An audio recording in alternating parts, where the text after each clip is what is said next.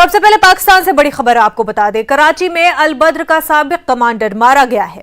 सईद खालिद रजा को नामालूम बंदूक खबरदारों ने गोली मार दी है। पिछले हफ्ते आपको बता दें, हिजबुल मुजाहिदीन कमांडर इम्तियाज आलम भी मारा गया था। नामालूम अफराद ने इम्तियाज आलम पर भी गोली चलाई थी, उसको मार दिया गया था। और वहीं कराची में अल बद्र का साबिक कमांडर मारा गया है। सईद खालिद रजा को नामालूम बंदूक खबरदारों ने गोली मारी है।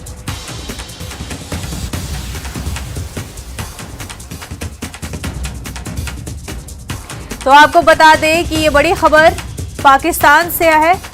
कराची में अल बद्र का साबिक कमांडर मारा गया है। सईद खालिद रजा को नामालूम बंदूक खबरदारों ने गोली मारी है। वहीं पिछले हफ्ते भी इसी तरह का मामला पेश आया। हिजबुल मुजाहिदीन का कमांडर इम्तियाज आलम मारा गया था। नामालूम बंदूक खबरदारों ने हिजबुल मुजाहिदीन के कमांडर इम्तियाज आलम को मारा था। तो एक तरफ जहां पर पाकिस्तान में इकोनॉमिकल क्राइसिस चल रहा है, पॉलिटिकल क्राइसिस चल रहा है, वहीं आपको बता दें जो टेररिस्ट ग्रुप से वाबस्ता लोग हैं उन पर हमले हो रहे हैं। कराची में अल बद्र का साबिक कमांडर मारा गया है। सईद खालिद रजा को मारा गया है। और इससे पहले भी हमने देखा कि हिजबुल मुजाहिदीन का कमांडर इम्तियाज आलम, उसको भी मार दिया गया था।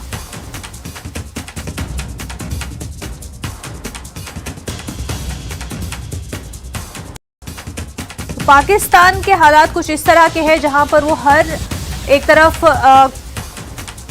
दूध आटे जैसी चीजों के लिए भी लोग वहां पर अभी तरस रहे। काफी महंगी चीजें हो गई है, इकोनॉमिकली चीजें काफी ज्यादा महंगी हो चुकी है, पीछे हो चुके हैं लोग और भी ज्यादा गुर्बत की तरफ बढ़ते ही जा रहे हैं। वहीं जहां पॉलिटिकल सरगर्मियां भी देखने को मिल रही है, जो पॉलिटिशियंस है वो उस इकोनॉमिक क्राइसिस को भी अपने फायदे के लिए कैश करते हुए पाकिस्तान में नजर आ रहे हैं। जहां इतना कुछ चल रहा है, वहीं इस बीच हम देखेंगे जो मिलिटेंट ग्रुप्स है पाकिस्तान में, वहां के चीफ, वहां के कमांडर्स को निशाना बनाया जा रहा है। कराची में अगर हम बात करें तो कराची में अल बद्र का साबिक कमांडर मारा गया है। सईद खालिद रजा को नामालूम बंदूक बरदारों ने गोली मारी है।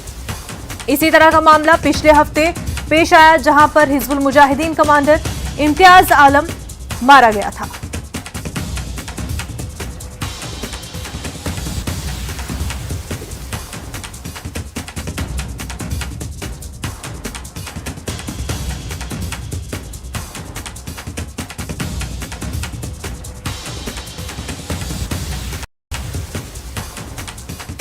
हमारे साथ हमारे नुमाइंदे शैलेंद्र जुड़ चुके हैं। शैलेंद्र, जहां हम अल बद्र के कमांडर की बात यहां पर कर रहे हैं, सईद खालिद रजा को मारा गया है। पिछले हफ्ते भी इसी तरह का मामला पेश आया, तो इन वाकयात को किस तरह से देखा जाए? देखिए, सवाल यही है सभी के मन में कि आखिर पाकिस्तान में हो क्या रहा है। हमने देखा कि पिछले हफ्ते ही एक आतंकी को, जो पहले आतंकी रह चुका है, उसको नामालूम जो हथियारबंद लोगों ने उनको गोली मार दी, जिसके बाद उसकी वहीं पे मौत हो गई थी रावलपिंडी में, इम्तियाज आलम की। और इसी बीच कल हमने देखा है कि कराची में भी अल का फॉर्मर कमांडर, जिसने 90 के दशकों में कई जो युवाओं हैं उनको बरगलाया है, उनको उनके हाथों में हथियार दिए हैं, उनको ट्रेनिंग दी है, उसको कल मार गिराया गया है। जो खबरें कराची से आ रही हैं, गुलिस्तान जौहर ये इलाका है कराची में जहां पर ये वारदात हुई है। और ये बताया गया है कि जिस वक्त वो घर से बाहर निकल रहा था तभी वहां पर दो लोग जो मोटरसाइकिल पर थे और एक ही गोली चली है, सीधे सर में लगी, जिसके बाद उनकी वहीं पर मौके पर ही मौत हो गई है। हालांकि शुरुआत में पुलिस की तरफ से कहा गया कि ये लूटपाट की कोशिश हो सकती है, लेकिन बाद में ये देखा गया कि उनके पास से, उनकी जेब से 70,000 रुपए और एक घड़ी, वो कीमती घड़ी थी, वो लेकर नहीं गए थे। तो जाहिर तौर पर ये टारगेटेड किलिंग मानी जा रही है जो कराची में हुई। तो जाहिर तौर पर आईएसआई और जिस तरह से, और पाकिस्तान की जो आर्मी जिस तरह से आतंकियों को पनाह देती है, उनको रिहेबिलिटेट करती है और उनको एक सेफ हेवन देती है, ये उनके लिए एक बड़ा चैलेंज है। जिस तरह से अब टारगेटेड किलिंग्स हो रही है पाकिस्तान में और उन लोगों को निशाना बनाया जा रहा है जो कि कहीं ना कहीं आतंकी संगठनों से जुड़े हुए। बिल्कुल शैलेंद्र, और बहुत बड़ा क्वेश्चन आपने भी जिस तरह से कहा कि केओटिक सिचुएशन बनी हुई है पाकिस्तान में, जहां बहुत कुछ हो रहा है, ऐसे में इस तरह की टारगेट किलिंग और उसमें शिकार उन लोगों को बनाया जा रहा है जो इन पर्टिकुलर ग्रुप से जुड़े हुए हैं। ऐसे में क्या ये अंदरूनी जो ग्रुप्स है उनके बीच का मामला लग रहा है, या किस तरह से इस पर क्या कुछ खबरें सामने आ रही हैं, क्या कोई इंफॉर्मेशन निकल कर आ रही है, क्या ये आपस में जो ये मिलिटेंट ग्रुप्स है अब आपस में ही लड़ भिड़ना शुरू हो गया है?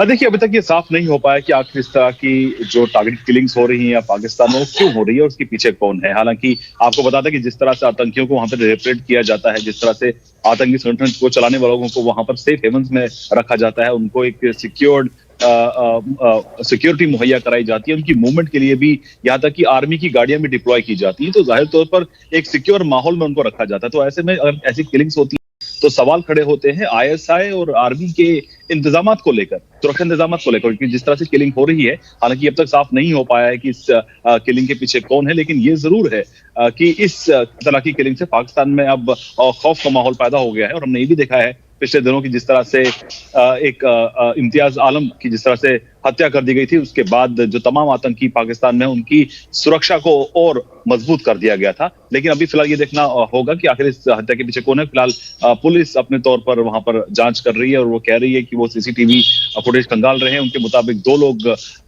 मोटरसाइकिल पर थे, एक ही बार गोली चलाई, उनका शकी शार्प हो सकते हैं, सीधे सर में गोली लगी और मौके पर उनकी वही मौत हो गई।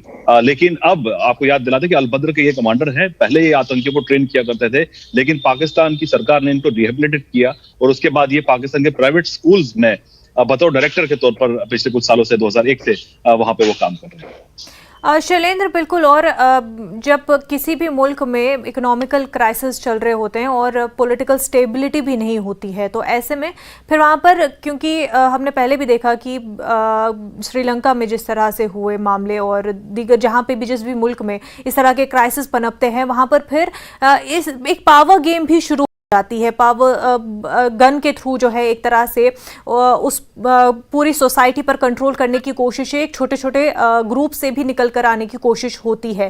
क्या इस तरह का मामला समझा जाए कि कहीं ना कहीं एक पावर पोजीशन होल्ड करने के लिए भी अब इस तरह की सिविल लाइंस में ऐसे मामले सामने और भी आ सकते हैं?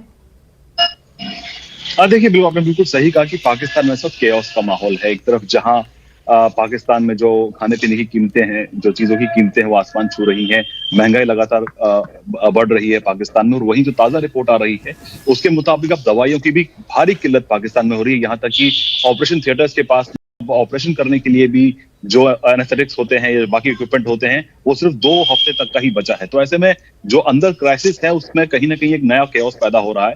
हालांकि अब ये इनफाइटिंग है, ये कहना भी फिलहाल मुश्किल होगा, लेकिन ये जरूर है कि जो सेफ्टी पहले आतंकियों को मिला करती थी पाकिस्तान में, अब वो शायद उतने सुरक्षित महसूस खुद को नहीं करें, क्योंकि जिस तरह से टारगेटेड किलिंग सब हो रही है पाकिस्तान के अंदर, कराची जैसे शहर में, तो जाहिर तौर पर जो बाकी आतंकी है उनकी जरूर इन हमलों के बाद रुख काम पे होगा। बिल्कुल शैलेंद्र, और इसके कई पहलू हो सकते हैं क्योंकि अभी तक क्लियर है नहीं कि कौन है जो इस तरह से टारगेट किलिंग को अंजाम दे रहे हैं और क्या मकसद हो सकता है। तो अभी साफ तौर पर ये कहना क्या पावर पोजीशंस को अनस्टेबल करने के लिए या किसी तरह का पोजीशन हासिल करने के लिए हो रहा है या कुछ और मकसद है इसके पीछे, पर यह बात तो अब साफ है, वाज़ेह है कि बहुत ज़्यादा कियोटिक पूरा माहौल पाकिस्तान का हो चुका है। बेहद शुक्रिया शैलेंद्र आपका।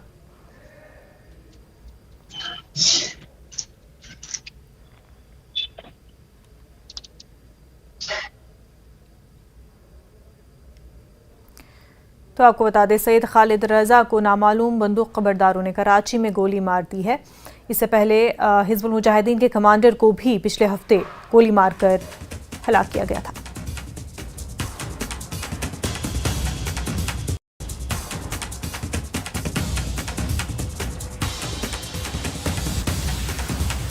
जहां पिछले हफ्ते हिजबुल मुजाहिदीन के कमांडर को मारा गया था, वहीं आपको बता दें कि अलबद्र के कमांडर को भी नामालूम बंदूकबरदारों ने गोली मार दी।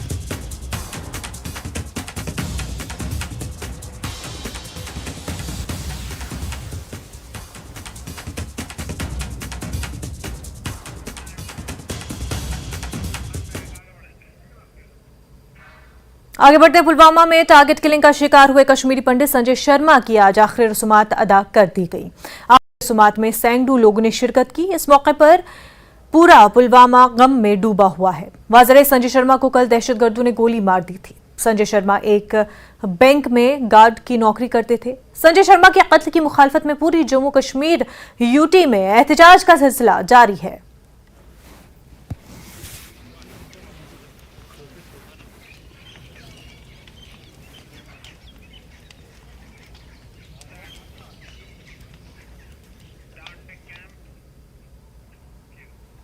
ग्यालू